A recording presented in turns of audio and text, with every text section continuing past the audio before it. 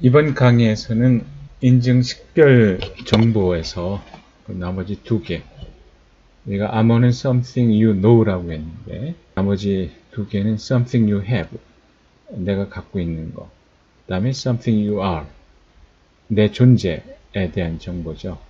이 두 개를 살펴보는데 주로 얘기하는 거는 이 생체 정보에 대한 얘기를 하게 되겠습니다. 근데 뭐 생체 정보에 대한 전문적인 그런 얘기는 사실 우리가 여기서 필요한 건 아니고, 우리는 인증에 관련돼 가지고 우리가 알아야 될 그런 내용 정도만 알면 되니까 생체에 관련된 자세한 그런 얘기 같은 것들은 여기서 뭐 간단히 언급하고 넘어가도록 하죠. Something you are, 우리 생체라고 하는 건 우리 존재가 갖고 있는 정보인데, 이 생물적인 특징으로는 우리 잘 아는 대로 뭐 지문이 있고, 그 다음에 얼굴도 목적으로 쓸 수가 있고, 음성, 그 다음에 홍채, 그 다음에 손바닥. 이 중에서 뭐 지문이라든지 홍채, 그 다음에 손바닥, 이런 거는 지금 인증이나 식별용으로 실제로 사용되고 있는 거를 경험을 했을 거예요. 그 다음에 우리 존재의 행동적인 특징으로 서명, 이 서명이라고 하는 것이 우리가 지금 많이 쓰죠. 뭐 어디 참석했다든지 뭐 자기 증명을 할 때 서명을 보통 하잖아요. 만약에 이게 문제가 될 경우에 이 서명 가지고 진짜 네가 서명한 것인지 아니 위조한 것인지를 판명을 하는데, 이 자필 서명이 그 개인의 고유한 행동적인 특징을 나타내기 때문에 진위를 구별하는데 요긴하게 사용이 되고 있는 거죠. 그 다음에 음성이 이거 잘못 행동적인 특징이라기보다는 생물적인 특징이죠. 그 다음에 보행, 이것도 개인이 고유하게 갖고 있는 특징이라고 얘기를 하고, 키스트로크 이런 것들. 그래서 이러한 어떤 존재가 갖고 있는 특징, 그거를 인증에 사용을 하는 거죠. 근데 생체인식 정보가 각광을 받는 이유가 이거죠. 지문으로 인증하는 경우를 생각을 해봐요. 그거를 암호를 사용하는 경우로 비교를 하게 되면 굉장히 편리하죠. 우리가 앞에서 암호 경우에는 일단 매번 입력을 해야 되고, 그 다음에 도메인마다 우리가 암호를 등록해서 사용을 해야 되니까 그 많은 암호를 기억을 해야 되고, 또 때로는 주기적으로 경신을 해야 되고. 근데 지문 같은 경우는 그럴 필요가 없죠. 지문은 학교에서 사용하나, 은행에서 사용하나, 어떤 쇼핑몰에서 사용하나, 그 지문 하나 가지고 모든 도메인에 사용을 할 수가 있고, 이거 뭐 갱신할 필요도 없는 거죠. 그래서 지문이 인증 정보로서 주목을 받고 활발하게 연구가 되고 있어요. 그리고 실제로 많이 사용이 되고 있죠. 마우스 경우에 뭐 지문 인식 마우스라든지, 그 다음에 출입하는 경우에 뭐 손바닥이나 지문 인식, 어떤 아파트 경우에는 지문을 가지고 출입문을 인증을 해서 출입을 하도록 하는 아파트도 있어요. 그 다음에 자동차 문, 그 다음에 우리가 공항에서 경험하게 되는데, 우리나라 공항 경우에 여권 인식하고 그 다음에 지문을 사용하죠. 손가락 지문을 사용을 해가지고 우리 본인인 거를 인증을 하고 문을 열어주고 그렇게 하고 있고, 미국 같은 경우에는 지문하고 홍채를 같이 사용을 하고 있어요. 두 개의 생체 인식 정보를. 그래서 생체 인식 정보를 쓰면 굉장히 편리한데 아직 그렇게 대중적이진 않아요. 그 효용 가치에 비해서. 그 이유는 뭘까? 먼저 이렇게 부정적인 측면이 있는데, 가장 먼저 지적할 수 있는 것이 프라이버시 침해에 대한, 개인의 권리에 대한 침해로 인식되는 그런 경향이 있는 거죠. 사람들 사이에서 은연중에 뭐 자기 몸에 있는 걸 가지고 등록을 해서 그러면은 그게 공개가 돼 가지고 모든 경우에 사용이 되는 거니까 나의 고유한 영역이 침해되고, 그것이 그 정보로 인해 가지고 내가 감시를 당하고 있다, 그런 인식을 우리가 갖게 되니까, 그래서 그런 부정적인 측면이 사실은 생체 인식을 널리 사용하는데 가장 큰 장애가 될 수가 있죠. 그런 이유 때문인지 얼굴 인식보다는 지문을 더 선호한다는 얘기를 해요. 얼굴은 또 자기의 본 모습을 보여주는 것 같고, 지문은 그래 손가락 정보만 알려주는 거니까, 그래서 그런지 모르겠지만은, 근데 그 다음에 생체 인식 정보는 고유하지만은 그 측정된 후에는 그걸 이제 훔치는 것이 가능해요. 훔치는 것이. 도용을 하는 거죠. 상대방의 생체 인식 정보를, 그러니까 남이 사용을 하는 거죠. 그런 것이 가능해요. 그러니까 만약에 이런 자기의 생체 인식 정보가 도둑맞는다면은, 그럼 큰일이죠. 왜냐하면은, 우리 암호 같은 경우에는, 누가 알아냈다. 내 암호가 노출됐다. 그러면 그거 폐기하고 없애고 새 암호를 만들면 되는데, 생체 인식 정보 경우에는 만약에 내 지문이 이게 노출이 됐어요. 다른 사람이 지문 정보를 사용한다. 그러면은 이걸 어떻게 해? 이거 폐기한다. 폐기한다면 손가락을 잘라낸다는 얘기인데, 홍채 정보가 도둑맞았다. 그러면은 눈을 뽑아가지고 뭐 채거를 끼네. 이게 도둑맞으면은 큰일이죠. 이건 뭐 폐기되고 새로 갱신할 수가 없으니까. 그런 측면이 있는 거죠. 생체 인식 경우에는. 그러니까 생체 정보를 인증에 사용하려면 어떤 특징을 가져야 되느냐면은 일단 보편성이죠. 모든 사람이 다 갖고 있어야 되는 정보죠. 물론 모든 사람이 다 갖고 있는 정보는 없이 지문 경우에도 사실 손가락이 없는 사람도 극소수 존재하잖아요. 다른 신체 정보 마찬가지죠. 하지만 거의 모든 사람이 갖고 있는 정보여야 된다는 거. 그리고 그 정보는 유니크해야 된다는 거죠. 그래서 구별을 할 수 있어야죠. 그래야지만 인증이 되는 거죠. 그 다음에 그 값이, 그 생체 정보는 변하지 말아야 되죠. 변하지 말아야 돼요. 나이를 먹든지 시간이 지나거나 뭐 또 지역에 따라서 이 생체 정보 값이 달라지면 그건 인증 정보로 사용할 수가 없죠. 그 다음에 이 수집이 용이해야 돼요. 측정을 해서 그걸 등록을 해야 되는데 이 수집이 어려우면은 암만 유니크하고 보편적이고 연구성이 있어도 그 생체 정보를 인증에 사용하기는 힘들죠. 그래서 사람들이 쉽게 협조를 할 수 있어야 되는 거죠. 수집이 어렵다거나 아니면 무슨 뭐 상당한 고통을 유발한다거나 뭐 상당한 불편을 유발하는 그런 경우에는 사람들이 협조를 잘 안 할 거란 말이에요. 그럴 경우에는 그 생체 정보를 인증의 목적으로 사용할 수가 없죠. 그 다음에 뭐 이제 비용도 있고 뭐 다른 여러 가지 또 기타 요인이 있을 수가 있는데 이러한 특성을 만족하는 생체 정보여야지만 우리가 인증에 사용할 수가 있는 거죠. 자, 생체 인식 시스템 경우에는 이거를 인증에 사용할 때 두 단계를 거치게 되는데 먼저 등록을 해야 되죠. 생체 인식 정보를 측정을 해서 데이터에 보관을 해야 되죠. 데이터베이스에 보관을 해야 돼요. 그래서 이 측정하는 과정에서 상당히 이제 정밀한 측정이 돼야지만 이제 그걸 가지고 나중에 계속 인증하는 데 사용을 하니까 이 측정 과정에서 만약에 허술하게 부정확하게 측정이 된다면은 그 뒤로 인증하는 데 상당한 오류가 발생할 수 있겠죠. 그래서 반복해서 정밀하게 측정을 해야 된다는 거. 그 다음에 일단 등록이 되면은 그 다음에는 이제 인식을 하게 되는데, 인식 단계는 굉장히 빠르고 간단하게 이루어져야 되죠. 측정된 데이터에 보관된 값과 빠른 시간 안에 비교를 해서 예스와 노를 결정을 해야 되는 거죠. 인증. 그리고 물론 정확해야 되고. 근데 여기서 측정된 값이 데이터베이스에 있겠고 측정을 해서 여기 있는 값하고 비교를 하는데 그때 검증은 게시된 정보하고 등록된 정보를 비교해가지고 일치 여부를 따지는 거예요. 그러니까 1대1이죠. 이 사람의 지금 등록된 정보하고 지금 이게 제시된 정보하고 일치를 하는지 그걸 따지는 거죠. 1대1 매칭을 결정하는 거죠. 그래서 이 경우에는 이제 등록된 정보하고 지금 제시된 정보하고 이게 100% 일치하지는 않을 거고 어느 정도 범위 내에서 일치를 하면은 요거는 맞는 걸로 예스로 판단을 하고 요거를 벗어나면은 노로 판단하고 하는 이 범위 스레시홀드죠. 스레시홀드를 얼마로 하느냐 그것이 관건이 되는 거고 요게 인증이죠. 요 절차가 인증이고 그 다음에 이런 경우가 있어요.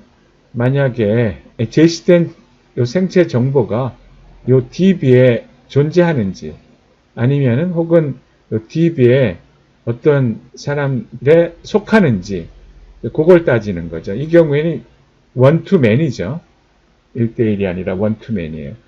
그래서 이런 경우에는 쭉 그 DB에 있는 정보를 쭉 서치해서 하나하나 비교를 해 나가야 되는 거죠.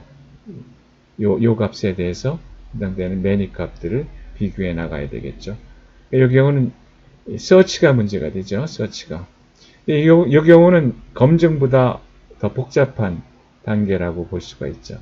검증은 1대1이니까 제시된 정보에 해당되는 그 값하고 비교하는 거니까 단순한 과정인데 상대적으로 이거는 여러 개의 값들을 쭉 이 DB에 있는 값들을 있는지를 쭉 찾아 나가야 되는 거니까 더 복잡한 단계라고 볼 수가 있죠.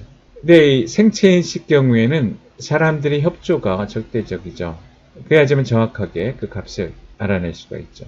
근데 우리가 인증하는 경우에는 가능한 한 자기가 내가 나다라는 걸 보여줘야 되니까 정확하게 인식을 할 수 있도록 협조를 하는데, 근데 식별 경우에는 비협조적인 경우가 나올 수가 있어요. 예를 들면 라스베가스에서 카지노가 있으면은 이 카지노에 사기꾼들이 있어요. 그럼 사기꾼들이 등록이 돼 있거든요. 정보를 사전에 갖고 있어요. 그럼 어떤 카메라에 찍힌 이 사람이 사기꾼 목록에 있는지 이건 식별하는 거죠. 그런 경우에 공항에서 테러리스트를 식별한다든지 이런 경우에는 이 사기꾼이 정확하게 인식될 수 있도록 협조를 하겠어요? 가능한 한 자기 존재를 감추고 그래서 잘못 인식되도록 만들어야지만 자기를 식별하지 못하니까 그런 경우에 비협조적이 될 수밖에 없는 거죠. 그래서 이 생체 인식 정보를 사용할 때 인식을 정확하게 하기 위해서는 사람들의 협조가 절실하게 필요한데 사람들이 협조하는 것만은 아니다. 자, 그 다음에 요거 이제 중요한 내용에 우리가 기억해야 되는 거. 생체 인식으로 판단을 할 때 기만율이 있고 모형률이 있어요. 기만율하고 모형률은 그 용어가 상당히 그 의미를 나타내기 때문에 사용을 하는데 영어로 정식 용어로는 False Acceptance Rate라고 그러고 그래서 FAR이라고 얘기를 하고 모형률은 False Rejection Rate 그래서 FRR이라고. 지금 이걸 봅시다. 여기 보면은 실제는 파저티브예요. 그러니까 실제는 파저티브인데 판단을 파저티브로 하면 이거는 맞는 거죠. 제대로 판단한 거예요. 그러니까 실제는 네거티브인데 여기에 판단을 네거티브로 하면 맞는 거예요. 그런데 실제는 네거티브인데 파저티브로 판단을 하는 경우에 그러면 이게 잘못 억셉턴스 한 거죠. 그죠? 이건 기만한 거죠. 기만한 거죠. 근데 이 경우에는 A가 있는데 A를 A가 아니다라고 판단한 거죠. 네거티브니까. 나 입장에서는 A 입장에서는 이건 모욕이죠. 나를 내가 아니라고 판단을 했으니까 모욕이죠. 이거는 A가 아닌데 A로 판단한 거죠. 기만한 거죠. 속인 거죠. 자, 그렇게 생각을 하면 돼. FAR과 FRR을 그렇게 생각하면 돼. 그러니까 모욕은 나를 나로 판단하지를 못한 거고 기만은 다른 사람을 나로 판단한 거죠. 기만한 거예요. 우리말로 여기에 오인식률, 오거부율이라는 말을 쓰기도 하더라고요. 오는 잘못됐다는 오예요. 요거보다는 모욕률, 기만률 하면은 그 의미가 그대로 살아나가지고 오히려 좋을 것 같아서 기만율, 모형률이라고 여기서 사용을 하겠어요. 그러면은 이게 판단 기준을 얼마로 하느냐에 따라 가지고 기만하는 경우가 많이 생길 수가 있고 기만율이 높아질 수가 있고 혹은 모형률이 높아질 수가 있어요. 예를 들면은 99%가 매치가 돼야지만 예수로 판단한다 그러면 99%는 상당히 이게 높은 값이죠. 그러면은 A가 A지만은 실제로 인식된 값하고 비교를 할 때 90% 정도밖에 매치가 안 돼요. 그러면은 이건 A가 아니다라고 판단하겠죠. 모욕이죠, 모욕. 나를 내가 아니라고 판단하니까. 그래서 이 기준 값을 너무 높게 잡으면은 모욕이 증가하는 거죠. 그러니까 A를 A가 아닌 걸로 판단하는 경우가 많이 생기겠죠. 너무 엄격하게 매칭될 거를 요구를 하니까. 근데 반대로 좀 느슨하게 해가지고 30%만 매치되면은 이거 일치라고 판단을 한다 그러면은 B라는 사람이 30%만 매치면 되니까 B를 A로 판단하게 되는 거죠. 그래서 기만되는 경우가 더 많이 나오겠죠. 대신 물론 그런 경우에 모욕은 감소하겠죠. A가 아니라고 판단하는 경우는 감소되겠죠. 하지만은 다른 사람을 A로 판단하는 경우가 증가하겠죠. 그렇다면은 이 기준을 얼마로 하는 것이 가장 좋겠느냐? 결국 이 기만율과 모욕률이 같게 나오는 그 지점을 우리가 기준으로 삼으면 되겠다. 그래서 그게 동일 에라율이라고 얘기해요. 동일 에라율. 그래서 우리가 생체 인식 시스템에 여러 가지 인식 정보를 사용하는데 어떤 시스템이 더 좋으냐 나쁘냐, 그러니까 인식하는 데 있어서 좋으냐 나쁘냐를 따질 때 동일 에라율이 얼마냐, 그걸 가지고 우리가 따지게 되는 거죠. 이거는 그냥 상식적으로 간단하게 그렇다 하는 정도로만 알고 넘어가죠. 지문 경우에는 사실은 이 동양에서 지문을 많이 썼어요. 우리 경우에도 이전에는 지문을 많이 썼어요. 지금은 서명을 많이 쓰는데 서명은 이거는 사실 서양 문화예요. 옛날에는 동양은 도장 문화거든요. 도장 가지고 서명을 하게 되는데 근데 도장을 항상 갖고 다니는 게 아니고 또 뭐 도장이 또 없는 사람도 많이 있으니까 그런 경우에 어떻게 했느냐 하면은 지문을 찍었어요. 옛날에. 제가 어릴 때 기억으로 지문을 많이 찍었어요. 근데 지문이 편리하죠. 아무것도 없이 그냥 그 빨간 엄지 눌러가지고 찍으면 되니까 편리한데 근데 사람들이 이렇게 인식이 좋진 않았어요. 왜냐하면은 이 지문은 범죄자들을 등록을 할 때 전과자죠 말하자면 그런 사람들이 기록을 할 때 경찰에서 지문을 찍었거든요. 그래가지고 지문을 찍으면 내가 범죄자냐 뭐 이런 식의 좀 안 좋은 인식이 있었는데 그래도 지문을 많이 썼어요. 이전에는. 근데 어느 땐가부터 우리도 이제 서명 문화로 바뀌게 된 거죠. 상당히 오래 전부터 생체 인식 정보로서 지문에 대한 가치를 인식을 했죠. 여기 지금 보면은 그러니까 1800년 정도에 이미 지문은 사람마다 고유하다. 그다음에 지문의 유형 같은 것도 얘기를 하고, 그다음에 쭉 해서 이게 1900년 정도 돼가지고 지문 분류 시스템을 개발하고 지문이라고 하는 게 고유할 뿐만 아니라 변하지도 않는다. 이러한 거를 밝히면서 지문이 인증 정보로서 사용되게 된 거죠. 유형을 나눠보게 되면은 이런 특징이 있다는 거죠. 그래서 지문 이미지를 캡처해가지고 이거를 선명해서 여기 이 미누시아라고 하는 게 그 세세한 그 특징을 얘기를 하게 되는데 지문의 특징, 그 세세한 지문의 특징을 미누시아라고 얘기를 하는데 그 몇 개 지점을 잡아가지고 그거를 등록을 하는 거죠. 그래서 그거를 나중에 비교를 해서 이게 일치되지 않는지를 따진다 하는 것이 지문인식의 이데어가 되겠습니다.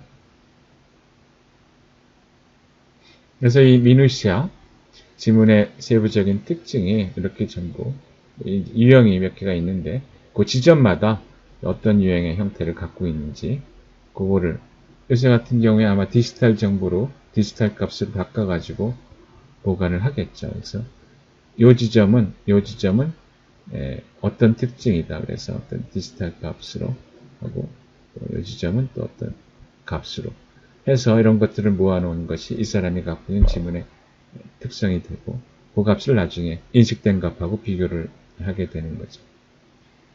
그 다음에 손바닥도 우리가 현재 사용되고 있는 생체 인식 정보 중에 하나죠. 손바닥도 손 길이, 손가락 길이라든지 폭이라든지 뭐 여러 가지 특징이 사람마다 다 다르다는 거죠. 그래서 충분히 이런 손의 계약적인 특성이 생체 인식 정보로서, 인증 정보로서 사용될 수가 있다는 거죠. 손바닥 인식은 지문도 그렇겠지만은 상당히 신속하게 등록도 그렇고 인식도 그렇고 이루어질 수가 있는 장점이 있고, 그 다음에 손은 대칭적이니까 한쪽 왼쪽이든지 오른쪽이든지 사용해도 되니까 그런 장점이 있는데, 이 단점은 손바닥 경우는 아직 어린 경우에는 변화의 가능성이 있는 거죠. 성장을 하면서. 늙은 사람 경우에는 이제 쭈글쭈글해가지고 이제 그런 거겠죠. 그래서 그간에 변화가 있기 때문에 사용할 수가 없다라는 그런 단점이 있고, 동일 에러율은 비교적 높다고 얘기를 하는데, 보면은 지문하고 거의 비슷한 에러율을 갖는다고 볼 수가 있습니다. 그 다음에 이게 아이리스 홍채죠. 홍채 그러면은 홍이 무지개 홍이에요. 채도 역시 무지개채죠. 그래서 다양한 색깔을 갖고 있다는 그런 의미에서 홍채라고 붙였는지 모르겠는데, 여기 눈에 보면 여기 동공이 있고 이 부분이 홍채가 되는 거죠. 근데 이 홍채는 고유한 특성이 굉장히 강한 거죠. 10억 명당 2명 정도가 거의 같은 홍채를 가진 사람이 나올 수가 있다는 거니까 거의 고유한 특성을 갖고 있다고 볼 수가 있고, 왜 그러냐면은 홍채 패턴이 케이아틱하다는 건 무질서하다는 얘기예요. 그러니까 각기 다른 홍채 패턴을 갖고 있는 거죠. 그다음 유전적인 영향도 거의 없고, 일란성 쌍둥이조차도 홍채는 다르다. 그리고 패턴은 일생 동안 바뀌지 않는다.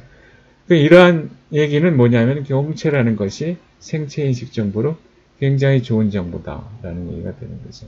인증 정보로 사용되는데 좋다라는 인식은 1936년에 제한돼 가지고 1986년 그 다음에 1994년에 비로소 특허로 등록이 되고 실제적인 사용이 시작됐다고 볼 수가 있으니까, 지문이 아마 이 생체인식 정보로는 가장 오래된 정보라고 볼 수가 있고, 홍채인식이 가장 최근에 생체인식 정보로 사용되고 있다고 볼 수가 있는 거죠. 이 과정을 보면은 이 스캐너로 일단 스캔을 해요. 그래서 요거를 흑백 사진으로 만들어서 요 극좌표로 만들어서 결국은 요거를 256바이트의 코드로 만드는 거죠. 디지털 정보로, 빗 정보로 만드는 거죠. 2048비트. 그 과정에서 찍은 흑백 사진을 이런 식의 극좌표로 해서 이거를 마치 사진 스캔해서 빗 정보로 바꾸는 것처럼 이렇게 해서 만들면은, 그럼 나중에 인식된 값하고 비교를 할 때 이게 일치하는지 아닌지를 비교할 때 요즘 비트가 256바이트, 2048비트니까 2048비트를 쭉 비교를 하는 거죠. 2048비트를 쭉 비교를 해가지고 총 비교한 비트 중에서 몇 개가 일치하지 않느냐. 예를 들면 요게 0010하고 0001이면은 0이 일치하고 요거 일치하지 않죠. 요거 일치하지 않죠. 요거 일치하지 않죠. 그러니까 4개 비교한 것 중에서 3개가 일치하지 않는 거죠. 그래서 요 총 비교 비트 중에서 몇 개가 일치하지 않느냐. 요걸 코딩해서 해밍 디스턴스라고 얘기를 하죠. 그래서 그 값을 계산해서 완전한 매치 경우에는 0이 되겠죠. 넌 매치 비트가 없으니까.